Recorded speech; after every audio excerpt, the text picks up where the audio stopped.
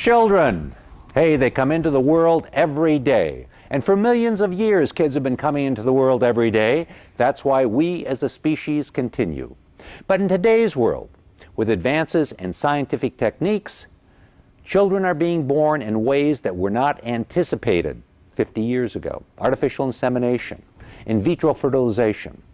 And what does that do to paternity? Paternity, who are the parents of the child? Well, a child is always the offspring of its mother, but as to the father, as we all know, there can sometimes be some questions. And that brings us to this week's case. It involves a woman and a man. They were married. She obviously loved him a lot. He died. She asked the doctor to preserve his sperm, which the doctor did. And 4 years later, she gave birth to a daughter as a result of being artificially inseminated with her deceased husband's sperm.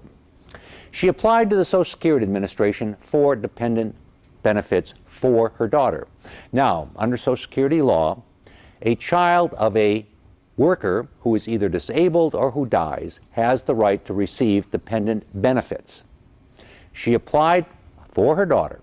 Social Security Administration looked at this and said, no way, no way. Paternity is going to be determined by the state law. This is the state of California where this happened. We look at California law, and under California law, there's no way this little girl would be considered to be the daughter of your deceased husband. The birth did not take place within 300 days of his death, so there's no presumption that he was the father.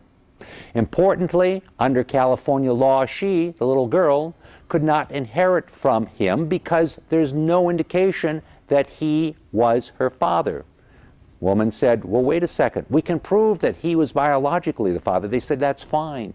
But under the law, you have to prove that he was the father. And under the law, the little girl would not even inherit from him because the birth took place when he wasn't even aware that it took place.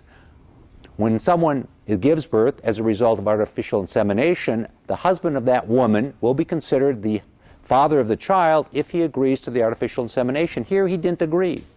More importantly, he didn't agree to support the child. Therefore, he, under California law, would not be considered the father of the child. And in view of that, hey, we can't give you dependent benefits. Well, it was appealed, went through the federal court system, and repeatedly the federal court said, that's right. Well, this may not be the result we think that we would get in these cases, but this is the result that the law provides.